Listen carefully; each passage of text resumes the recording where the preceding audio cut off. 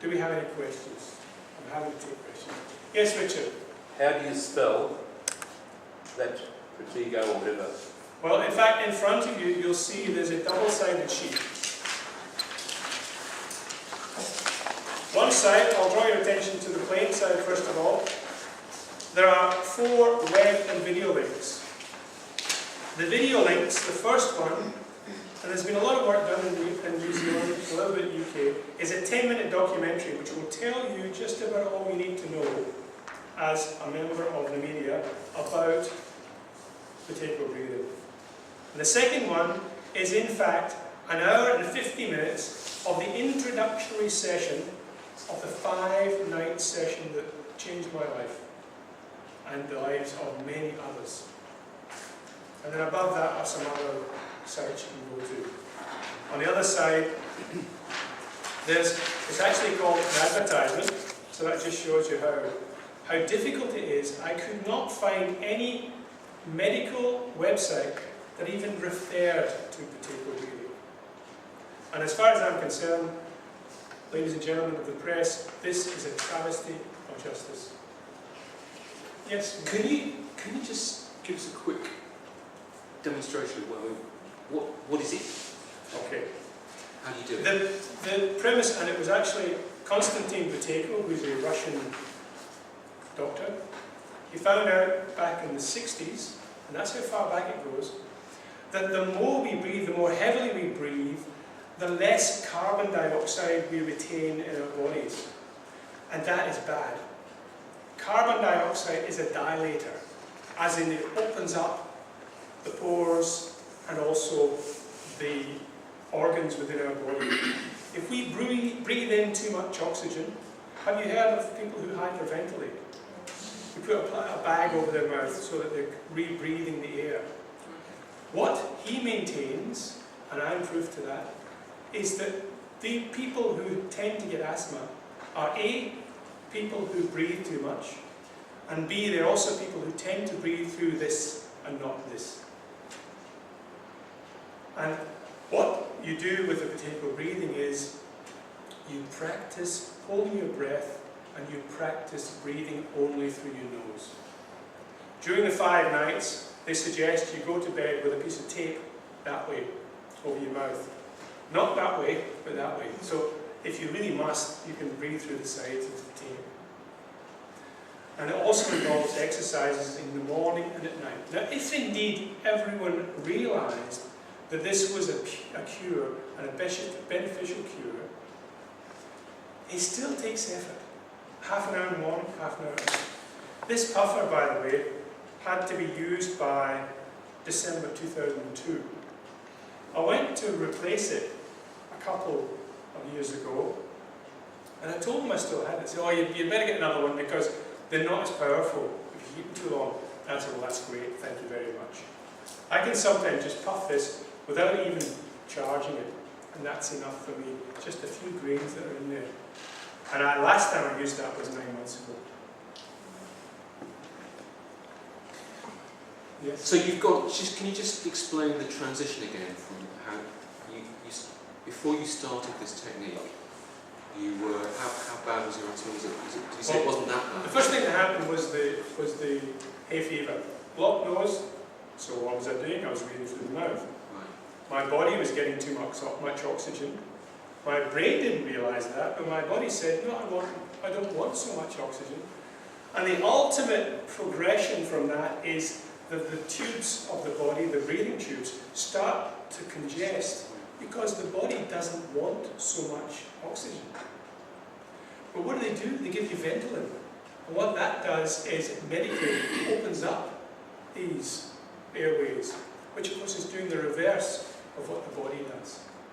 There isn't, with the potato breathing, there's a natural Ventolin, and that is to sit calmly in the room, in a quiet room, and breathe only enough to give you oxygen to survive. If you were to hold a mirror to my nose when I'm doing that, you'd almost not detect the breath at all. And you'd be breathing at the rate of something like 10 to 12 breaths a minute. So it was the start with not breathing properly through my nose, and I've always had a bit of a nasally problem as a child as well.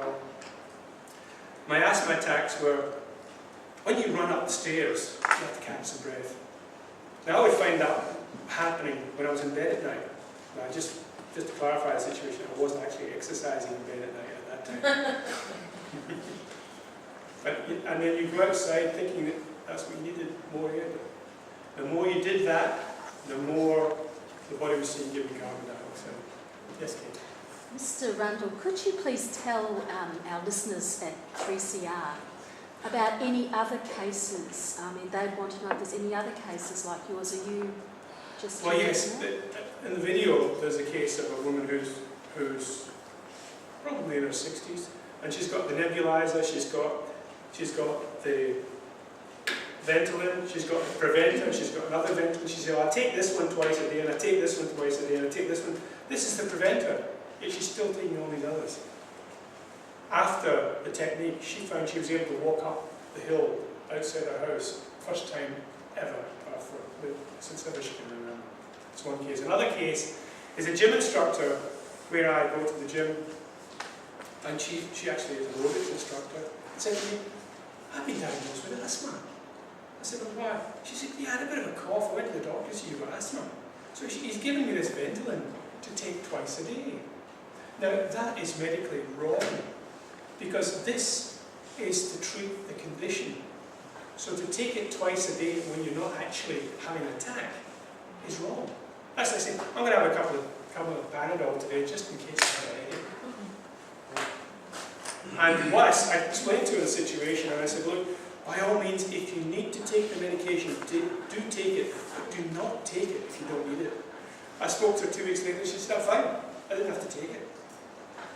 Yet that doctor would have had her taking Ventolin twice a day for, who knows, maybe for the rest of her life. And that's the travesty of justice. Yes? Did you do any studies on what it's actually costing the taxpayer, as a lot of these things are on the subsidised, and what it's worth to pharmaceutical companies to keep us unaware of this sort of... Well, the only guide I have is that in the video it says New Zealand estimated, and it's a couple of years old, it was $800 and something million it was costing New Zealand. Now that's with their 600,000, so that's with our 2.2 million. It would be significant. Did that include people not being able to go to work? I don't know. Sorry. Yes? This is no doubt an eminent discovery, but how does the Buteyko technique relate to children? Is this a technique that they're able to do on their own, or is it something that is suggested for a later stage of development? Absolutely, can be done by children. I would say not infants of 18 months or whatever. The one case I would say, I actually learned about this through a lady that I worked beside, and her son, he was either just finishing primary school or just into high school. He got really sick, ended up in hospital. She didn't want to go down the drug path. She found out about this, so she worked with him systematically, doing the breathing techniques, making sure he did it, and he's never been back to hospital. What she did for a couple of years, because children run around more, maybe in 6 months' time, if he looked like he was getting symptoms, she'd start the program again, maybe for a month or so. But the idea is yes, most definitely. And indeed, when I went on the five-night session, there were a few children there. And the point, really, I'll just make another point, that there's not been too many clinical studies done about this. Now you might ask the question, why? Well, there's two reasons for that. One is because there's no money in it for anyone. This is about not having drugs. And also, these clinical studies cost a lot of money, and they're run by, usually, and paid for by the pharmaceutical companies. Now, why would they pay for something which is going to mean people use less of their product? It sounds cynical, but you have to wonder. Thank you, ladies and gentlemen. We must leave it there as we've run out of time. Thank you, George, for your information. And it is hoped that the asthma sufferers get the most effective treatment they need. If you want more information, George will only be too glad to provide you with a separate interview. Thank you for all